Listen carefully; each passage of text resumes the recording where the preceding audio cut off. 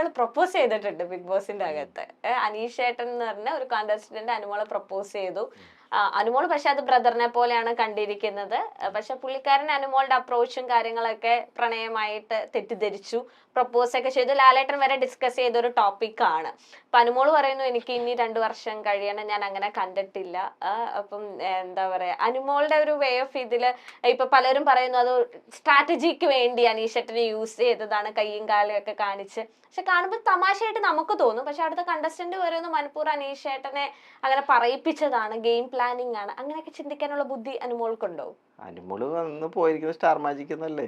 അനുമോള് പല സ്ട്രാറ്റജി അനുമോൾക്ക് അറിയായിരിക്കും. ഓ അപ്പടിയാ, ഓക്കെ. ഞങ്ങള് ആ ഷോയിൽ തന്നെ ഇപ്പൊ തങ്കച്ചനും അനുമോളും എല്ലാവരും പറയുന്നു തങ്കച്ചനെ പറ്റിച്ചു, ഞങ്ങള് തന്നെ ഷോയിൽ പറയും. ബട്ട് അവര് നല്ല സുഹൃത്തുക്കളാണ്, അത്രേ ഉള്ളൂ. അതെ, അത് കണ്ടന്റിന് വേണ്ടി നിങ്ങളെല്ലാരും കൂടെ അറിഞ്ഞു ചെയ്തതാണല്ലോ. എനിക്ക് തോന്നുന്നു, എനിക്ക് അനീഷേട്ടന്റെ ഇത് അനുമോള് തമാശക്കാന്നറിയാം, ചില ഇതൊക്കെ മിച്ചായെന്ന് വിളിക്കണോ. പക്ഷെ എന്താന്ന് വെച്ച് കഴിഞ്ഞാല് തങ്കച്ചനും അനുമോളും ഇഷ്ടമാണോ അല്ലയോ എന്നായിരുന്നു എല്ലാവരും ചിന്തിച്ചുകൊണ്ടിരുന്നത്. പക്ഷെ എല്ലാവർക്കും അറിയാം ഇഷ്ടമല്ല എന്നല്ല, അവര് തമ്മിലൊരു സിങ്ക് ഉണ്ട്. കുറെ ആൾക്കാർ ചോദിക്കാറുണ്ട്, കുറെ പുറത്തിറങ്ങുമ്പോ കുറച്ച് ചേച്ചിമാരൊക്കെ ചോദിക്കാറുണ്ട്, അനുമോളുടെ അടുത്ത് തന്നെ ചോദിച്ചു ആ തങ്കച്ചൻ നീ വഴിയാതാരാക്കിയല്ലേ എന്ന് ചോദിക്കും.